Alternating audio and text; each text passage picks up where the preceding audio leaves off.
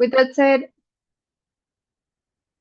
said, we are going to go ahead and start this informational session. So if during this session at any time you have a question, please go ahead and drop it in the chat. Haley is going to be monitoring the chat for questions, and we are going to address your questions at the end of the when we get to the Q&A part of uh, this virtual session. So where are you? You are in the informational session for the Farmer Fellowship, Improving Climate Resilience in the Chihuahuan Desert, hosted by La Semilla Food Center. We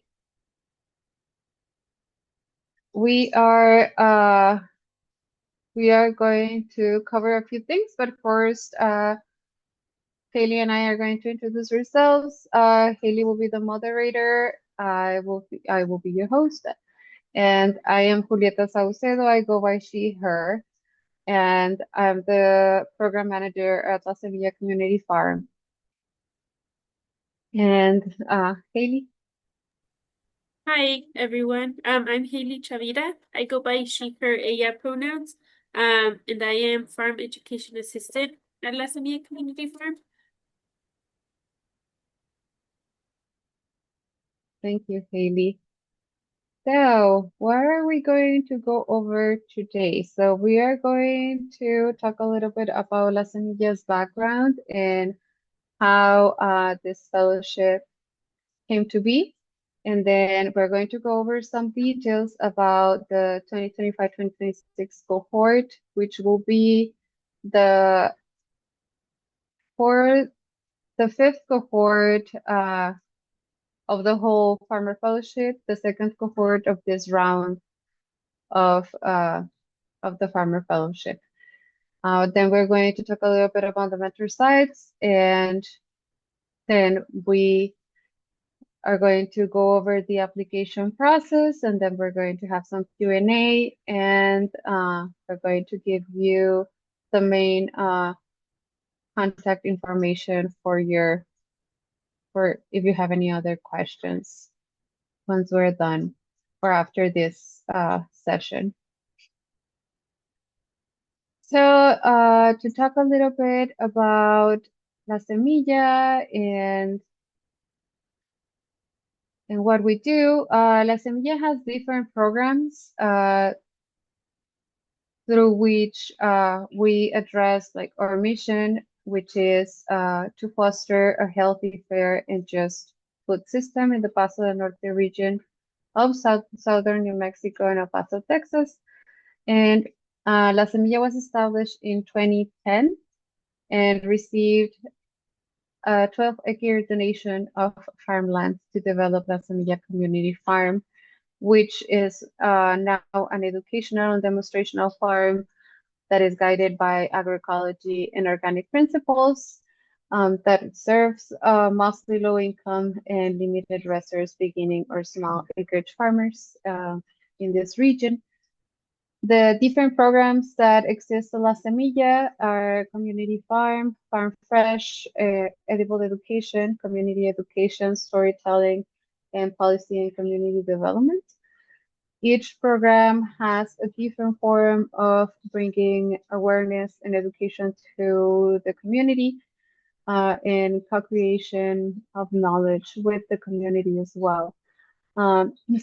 We cover within the food system, we cover a wide range of different things, always from agroecology and with the agroecological lenses. We have community farm, which tends to the land and do more of the food production part of things. And we have farm fresh, which tends more to the markets, market outlets, market access, and supporting small scale farmers through that. Then we have edible education that works mostly with the school districts and covering that part from of these young ones and people in working in education, knowing where foods come from and the different cultural background of these different foods. Same with community education, but more working with clinics and community centers, and then storytelling, which is the program that mostly do the narrative shifting. So where we try to go from to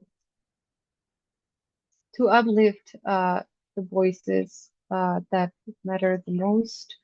Then we have policy and community development, which is all the advocacy work that we do, and education on how the food systems work, and how it's not just about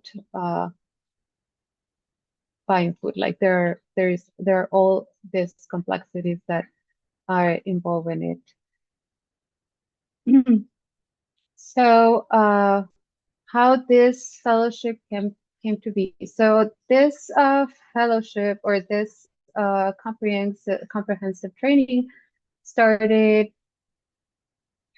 uh, officially in 2021. I would say like the La Semilla been doing this work for a while, just in a more structured way. It got integrated and structured into this holistic approach to beginning farmer training, which was like the farmer fellowship and the community workshops and the mentorship and the technical assistance, all intertwined in one intentional ecosystem. And this was possible thanks to, or mostly thanks to, the USDA NIFA Beginning Farmer and Rancher Development Program,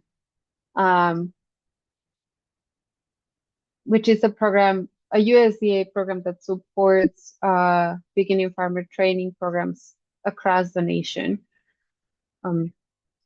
And this we do from an agroecological approach, and this training tries to train beginning farmers in the agroecology principles, not only the ones stated by the FAO, but also from other sources like La Via Campesina, for example.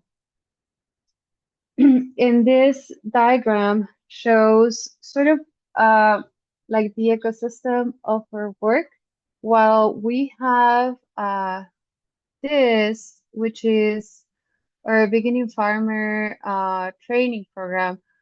There is also the farmer to farmer educators, where we do field days and workshops where there are like other forms of learning and co-creating and knowledge exchange. And then beginning farmer mentors. So through this program, we also support the mentors by to like, because while the mentors are teaching the the mentees are also providing their physical qualities, right, to get certain things done at their farms, and ideally, these beginning farmers on category, like you can see those categories are the USDA ones of like how the USDA categorize farmers, beginning farmers and experienced farmers. So we target category 1 and 2 in our training program. And then our mentors are category 3 to 5.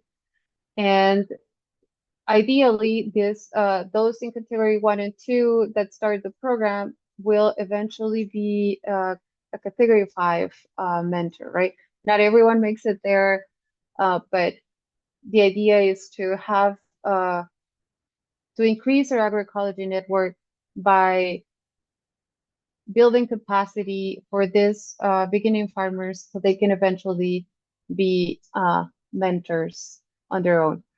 And then this map shows the Paso del Norte region, and I'm going to read this part because I want to acknowledge this, that this map of the Paso del Norte region which is the ancestral lands of indigenous Tampachoa, Piro, Mescalero, Apache, Suma, Tiwa, and others. And this map shows the agroecological network cultivated through this project. You see different colors there that are the applicants, beginning farmer and beginning farmer mentors. So mostly are in this area, which is Anthony, New Mexico. And then other beginning farmers mentors that have participated in the fellowship through the years. And then the different farms that we are interconnected, or this program is interconnected with either through Farm Fresh or through workshops or field days or different activities hosted at other sites that are not just La Semilla Community Farm, because part of the work is, while yes, we do a lot of programming at La Semilla Community Farm, we also try to decentralize the knowledge and bring people to other sites for this programming, not just have all of our programming at La Semilla Community Farm. And now I'm gonna go into the details of the program for this upcoming 2025-2026 cohort. So how long it's gonna be? It's a 6 months program. Every cohort commits to 6 months of learning, and it's going to run, this next cohort is going to run from October 7th of 2025 through through April 10th of 2026. And applicants that are accepted into the program need to be available to start on October 7th. It starts with 1 week of the whole cohort together, and then it closes with 1 week of the whole cohort together. That might be subject to change depending on what is going on in the world at the moment. But ideally, that's how it would work. And then, like, after a week of starting together, then the fellows that are placed at the Colores go to the Colores, the ones that are placed at La Semilla stay at La Semilla, but it starts at La Semilla. And then there is a time commitment of 20 hours a week. So all fellows need to be able to commit to the schedule of the mentor site. So we have La Semilla Community Farm has a schedule of Tuesday to Friday from 7 a.m. to 12 p.m. during warm months and 8 a.m. to 1 p.m. during cold months or colder months. I would say, like, for this cohort, most of the schedule is going to be 8 to 1 at La Semilla Community Farm, but he might that is subject to change, like the times, but the days are always the same, and it's usually like either start time at 7 or at 8 a.m. and then end time at 12 or at 1 p.m. And then the Colores, those placed at the Colores, the schedule will look mostly like Mondays and Wednesdays 7 to 2 and Thursdays 7 to 1 to make 20 hours a week. And so that is how this schedule is. Like, we are like 95% sure that they're gonna stay like that, but they are subject to change. They will look very similar, but they might change. And if that happens, we will discuss that through the application process with whomever is being interviewed or in those things. So then the stipend and time off. So There is a subsistence stipend that we provide, which is $1,600 per month. And that how does that work? So the fellows submit an invoice to us, and then we process that and we give you the money. So for those accepted applicants, so keep in mind, if you are applying to the fellowship, know that every month you're going to be, if you're applying to the fellowship and you're accepted, keep in mind that every month you're going to have to be submitted an invoice. And we're going to be bothering you a lot if you don't submit it until you submit it, because we need to have those track those, and we need to make sure that those go out to the fellows when they're supposed to go out. Their fellows are or apprentices are also allowed to have 20 hours of excused absences. That's excused absences. That is a week worth of work. So that is a benefit that apprentices slash fellows will have. I would recommend like to not just take that like as an encouragement to miss days, but like things life happens, so it's good to have that time. It's good to know that if an emergency happens, like you have that with no penalization whatsoever. And then there also fellows also get one paid week off, or like 1 week off on this at the end of December, which is that week between Christmas and New Year's. That's the week that fellows are off. That's the week that we will give the fellows for this cohort. And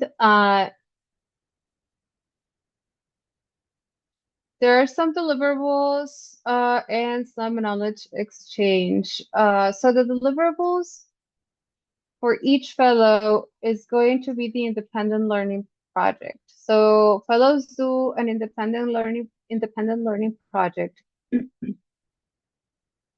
to be presented at the end of the fellowship. So the last week of the fellowship, the last 2 days of the fellowship, are the fellows' presentations. And there is where they present their independent learning project. What is the independent learning project? Is a project of a topic, an agroecology related topic of your choice, preferably production related, that is that you're going to explore throughout the 6 months of the fellowship. It doesn't mean that we, the mentors, are going to have all the answers for all of your questions so you can work on your independent learning project, because it is independent learning. So you're going to be learning on your own of that, on your own time. And we are going to guide you to our best knowledge and capacity on that topic. And how does it work and why do we do this? It's because there is an agroecological principle, which is co-creation and knowledge, co-creation of knowledge and knowledge exchange. And that is like, we do value that a lot. So we don't have all the answers. There are things that you already have or that you will already be bringing with you that are very valuable and are worth others learning about it as well. So we always we try to encourage fellows to do their projects on topics they already have some knowledge on, and they want to expand on that knowledge. Now, if you want to start something like from zero, that you are like, I don't know anything about this and I want to learn about this, that's also fine and totally acceptable. And while the fellowship is running throughout those 6 months, So there is no instruction incorporated into the schedule of the fellowship of the fellows. The only instruction time that you're gonna have that is like within your schedule or like part of your day to day will be if it is a very windy day and we have to cancel work at the farm, then we're going to provide classroom time.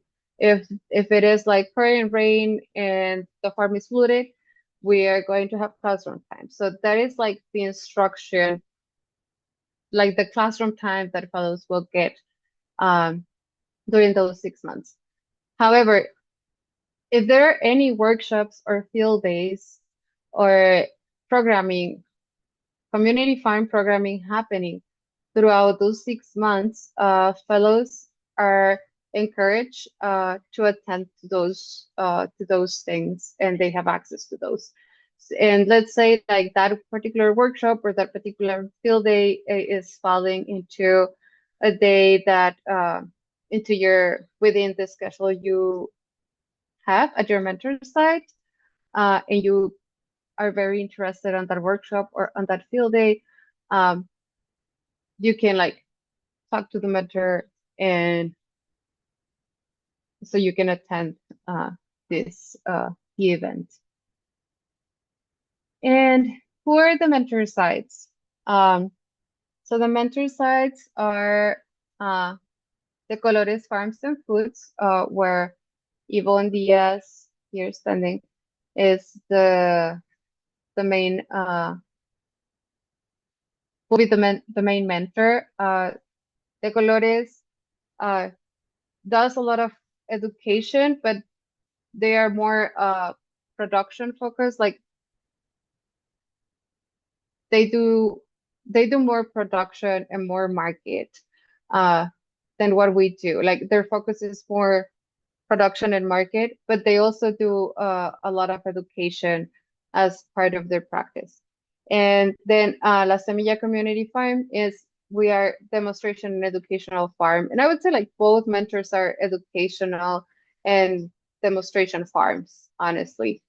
Just the scale is a little different. The Colores is a little smaller than La Semilla in terms of land and production. And then La Semilla is like it has a little of a bigger scale going on. We are going to have 6 fellows placed at La Semilla Community Farm and up to 4 fellows placed at the Colores Farms and Foods with Yvonne. Both sides worth every minute of your time if you're placed at either of them. Both sites are great learning opportunities. And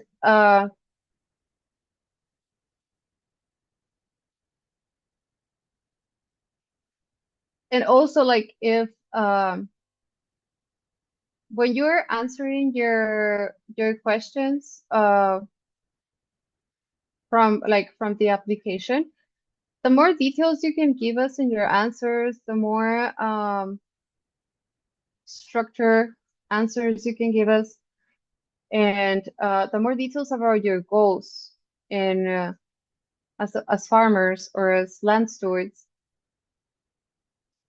that you can give us, the better you're helping us to know like which of the sites will be like a better fit for you. Also, if you already have experience with the Colores or you already have experience with La Semilla and you already are coming like into the application process with an expectation or like with a mentor in mind, I would recommend to find like somewhere in your answers to mention that is like a preference that you have, just so we also know that. It doesn't mean that we're going to honor it though, but it means that that way we can do the best we can to honor your wishes. Yeah, but those two are the mentor sites. And also both are in here in Anthony. They are 3 to 5 minutes away from each other. Yeah, so just so you know. And also like this cohort is going to experience like a thing that we haven't done in the past, which is we're going to be sending like switching fellows. So everyone at some point is at least a few days at both mentor sites during the 6 months. And the application process. So the application process is you are going to submit an electronic application. We're going to review those applications. There will be one round of interviews, and then um, if needed, there will be a second round of interviews. So, and the deadline for applications is August 17th. So, yeah, so it's August 17th, and we are going to start scheduling interviews on the first week of September. So, like, interviews are going to start the first week of September. And the idea and why we are doing it that way, well, is because we want to have at least 2 weeks from the fellowship start date, from the time we give you notice of acceptance to whomever is accepted. So you have those 2 weeks of wiggle time to put, I don't know, life in order for to be able to start on October 7th, which is when the fellowship starts. And here is our contact information for questions or other inquiries you might have. So you can email us to farm@lasemillafoodcenter.org for any questions you might have after this session. So now that we are at the end of the presentation, I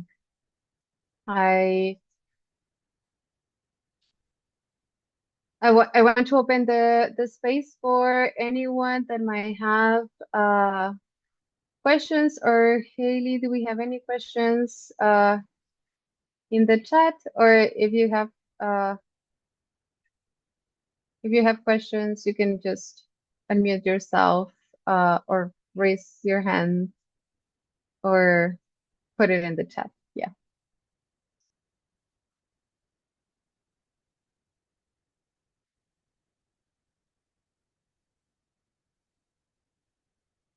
Okay. Juan Figueroa. Hello. Hello. Hi. Hi. Hi. I have a question. It's just that I wanted to ask if there's like a way to get to the mentor sites by public transportation, because I don't own a car, but I live here at El Paso. But I wanted to see if there's a way that I could get to the mentor site by bus or by ride or something. So unfortunately, there is like public transportation in the region is like very problematic. I think there are like I think there are two buses and then the bus stop is like very like sort of far from here. We're walking. And we do so there is it's hard. I think there is a way to make it to the mentor sites via public transportation and maybe a bike ride afterwards.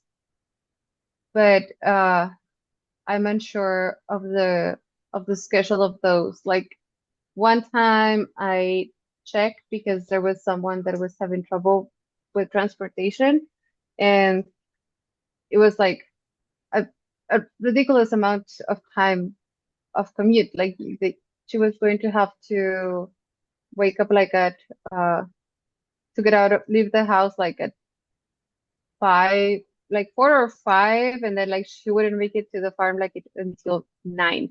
So Okay. so I would say like I can look more into that, but I know it's like it's a hard way to get here via public transportation. Haley, do you have more information on that by any chance?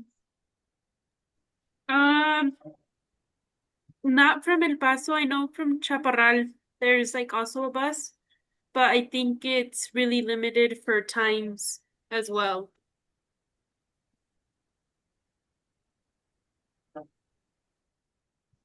Mm. Okay. Well, that was like only my question because actually right now I'm struggling with the transportation.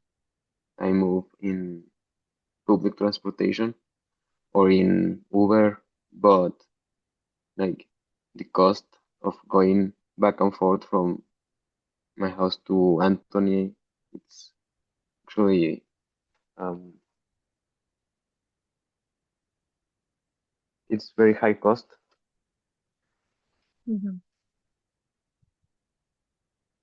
But I will also investigate to see if I could get there with a public transportation. But yeah, that was Okay. my only doubt. Okay. Yeah, also if you can send us an email, like if you want to share more details on like on that and send us an email, please do. And maybe we can explore ways on we can brainstorm together, right? Like on options. Yeah. Okay. Thank you so Maybe much. not for if not for the fellowship or maybe options for you to attend, I don't know, workshops or things that are not as much like a daily thing or I mean it's far from El Paso. I live on east Yes. side El Paso and I hate that drive. I mean I don't hate that drive, but Yeah, it's it's quite too a long. drive. Yes. Yeah. Thank you, thank you. Mm. Mm. Hi, Julieta. go ahead. Yes. Go ahead, Oh, Haley. sorry, Yvonne. Someone in the chat had a question about going. They've had a family vacation since planned for a while ago. And they'll be back on October 14th. And if it's possible to participate in the program, like start a week later and end it a week after the program ends to catch up on the hours.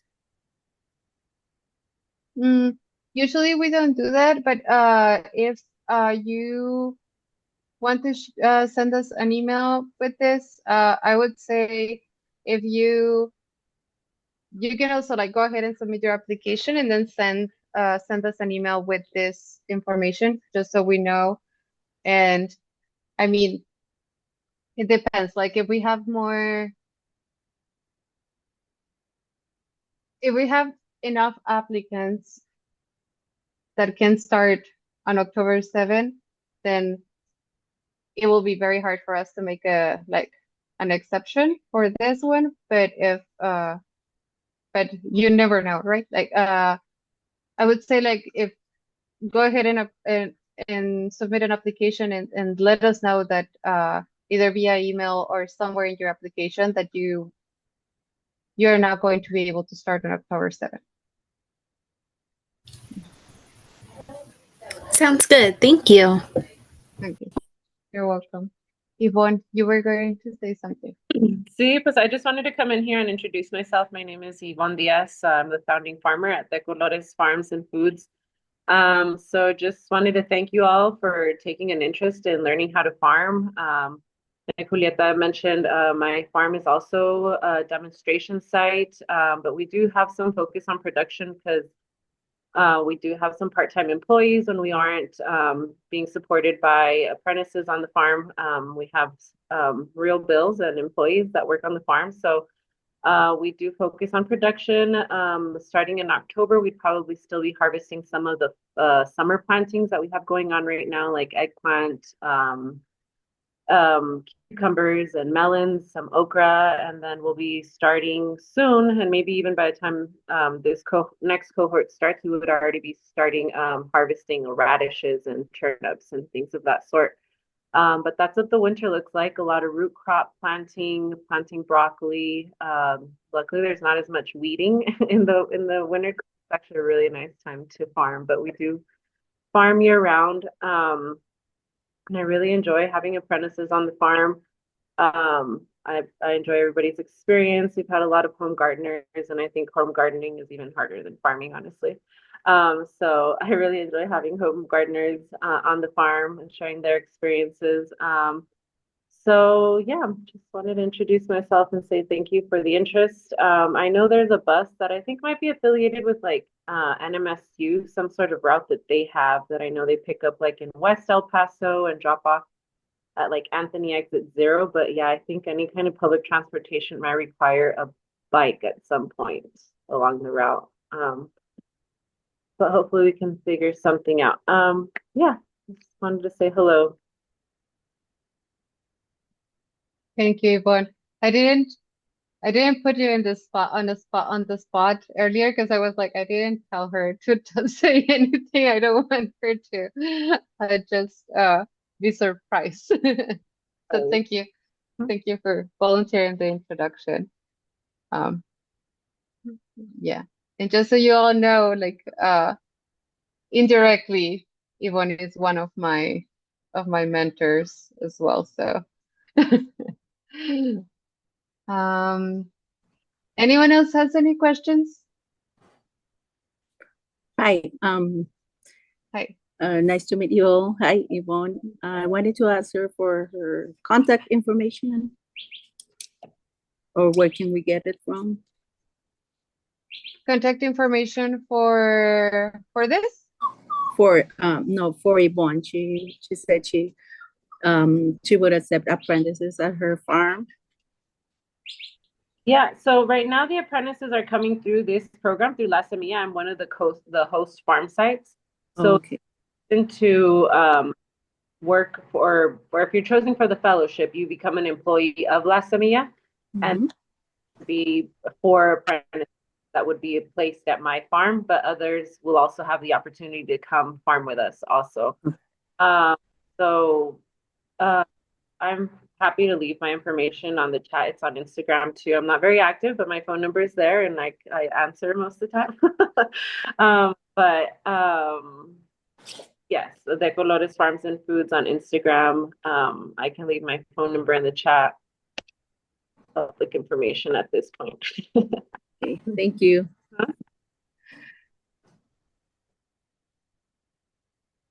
Please, if you feel comfortable putting your contact info in the chat, by all means.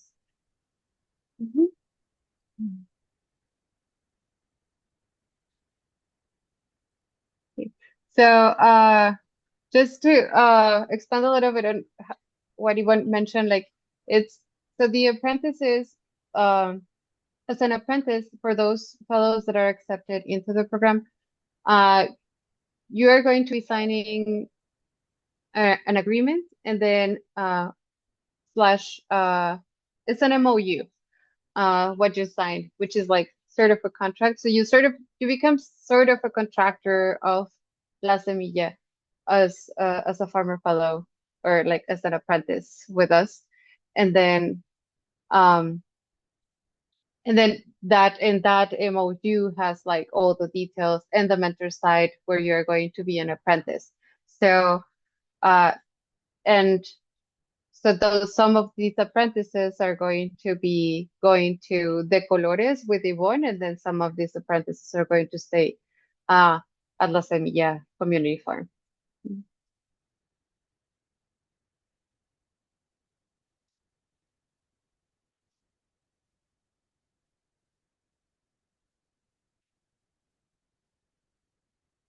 Does anyone else, or do you guys have more questions for us?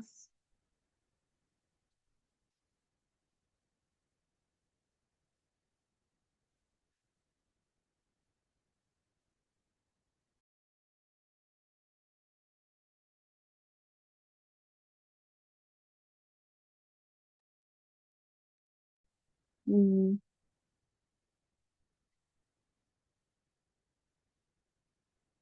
So I'm going to expand a little bit on Haley's answer to Ash on the regionality of the fellowship. So this fellowship targets farmers, beginning farmers in the Paso del Norte region.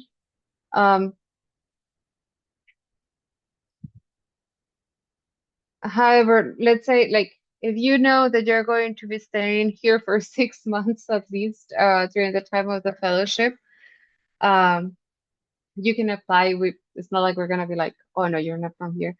But we like if you know you're gonna be in the area, the thing is that we don't provide any sort of moving stipend or living stipend. Like if we only provide uh that that allowance that we give, those $1,600, and we don't want to encourage people to struggle financially just to because they're moving here and like doing the fellowship from somewhere else. Like, and there are like programs like this in other parts of like of the country. Not all of them provide a stipend, but um like if you search, and also like if you're from a particular place and you want to send us an email uh asking like if we know of a program similar to ours in the area where you live, you can also do that. We do have partners like across the nation. We are part of different national coalitions as organization, and we might know of a training program near you. Um, if you are like in another state or in the other side of the country.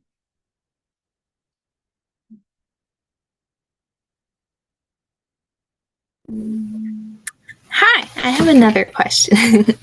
Yes. I'm interested in learning sustainability farming and growing, and I was curious how much of sustainability programs you have, or if it's focused on just growing food and farming in this area. Does that make sense?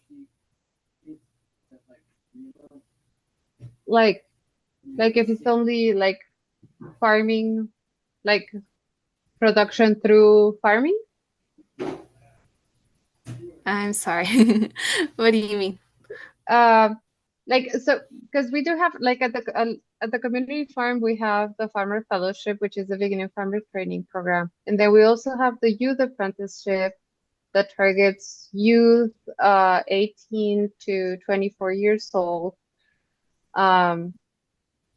to also learn agroecological production practices, and also they also support or other youth program, which is Raíces. So, and the community education has Raíces, which teaches or is programming for youth, underage youth, and also works with elders and like the clinics. And they teach like from cooking and like cultural background of different crops. They also do a lot of gardening classes. They have Cultiva Institute, which is mostly about doing backyard farming.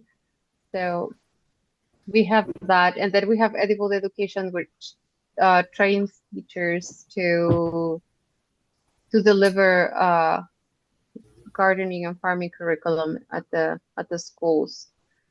So it's I don't know if that's sort of what you were asking. Did that answer? I did not know that there was a youth program, so that's helpful. Where can I find more information on that? Usually we post the information on Instagram. The youth apprenticeship that is for youth 18 to 24. Haley and I are going to be posting that that information on around mid-August Okay. for that one. And Mhm. how long does that last? That one is 8 weeks long, and youth that participate in that program get a 1,500 stipend for the whole 8 weeks. Perfect. And Okay. they commit to they go to the farm 2 days a week. And then Saturdays they go to Raíces or Desert Dwellers, which is another younger youth program we have on foraging. Mhm. Would it be possible for me, I am 18 years old, but could I participate in the this program, in the farming fellowship program, And, or would you and this one. recommend the youth program? I mean, if you have, I would say like it depends on your experience and your goals, or like your goals in general, right? I think the youth apprenticeship is it's a great program if you are exploring the possibility uh of dedicating to your life, or like if you're exploring career options, the youth apprenticeship is a great thing to have an idea on how it is going to look like if you want to be a farmer. And I'm searching, do I have any past youth apprentices in this call that could Haley. Uh Haley was a youth apprentice in her past life. So uh Haley, would you mind, like, do you have a recommendation? I think it like if you want to start like farming, it would be a good like I think for younger people it's really good. Like I think I started when I was 18 too, and it was just really fun like getting to know other youth, and like I feel like it was a small step into the farming, especially with like the 2 days out of the week. Um and you being a mentor to the younger people, like it kind of gives you like a leadership role. And I know you said you wanted to learn more about sustainability. And I think through the apprenticeship program, like there's different aspects you learn about sustainability too. So I would recommend it. Great, thanks. That gives me a new direction. So thank you very much.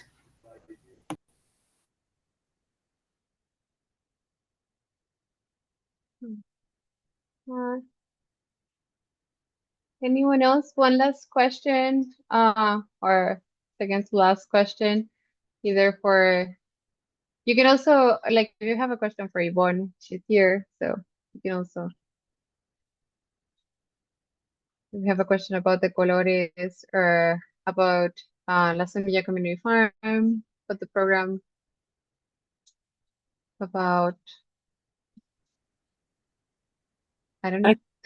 If nobody has a question, I'd like to add on to the sustainability question that Mhm. this had. I think sustainability can be looked at in a lot of different ways. For me, sometimes sustainability is like, how do I keep this farm going in a sustainable manner, whether it be financially, production wise, but for me, a lot of the time is how do I keep this project going? Because I don't come from a farming family. This is the first few years that I have access to land for myself. A lot of the time it's been partnering with people and being on other people's lands. So sustainability can be, you can look at it from a lot of different ways as far as actual practices on farms.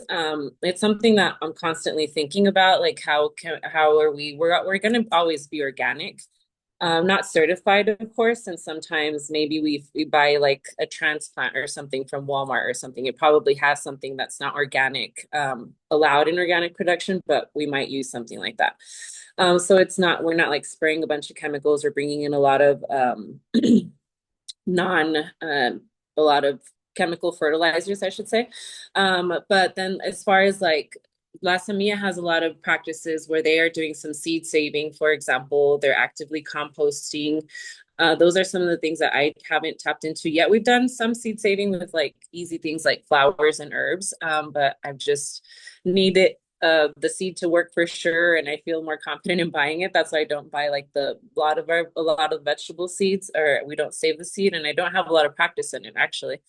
But in terms of things like that, La Semilla is actively doing some seed saving. I know and composting.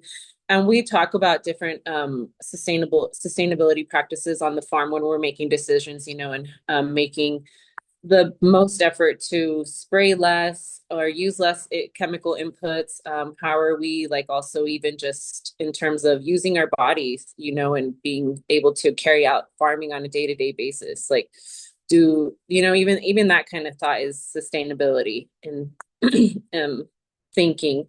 You know, we can't spend like 6 hours weeding. We got to do a little bit of this, a little bit of that. So we, you know, it's also for our mind and our soul to keep wanting to keep coming back to it, right? So how do we, it can be viewed in a lot of different ways. It's just what I wanted to add to all that. Mm-hmm. Thank you. That gives me some perspective. Thank you very much. Mm-hmm.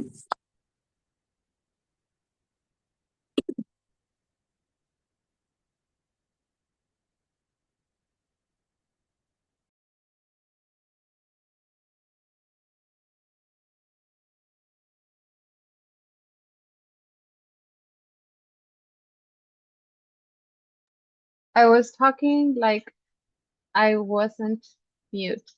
Um, so it's 4:57. If no one else has any other questions, Haley, would you go ahead and stop the recording now? Thank you. So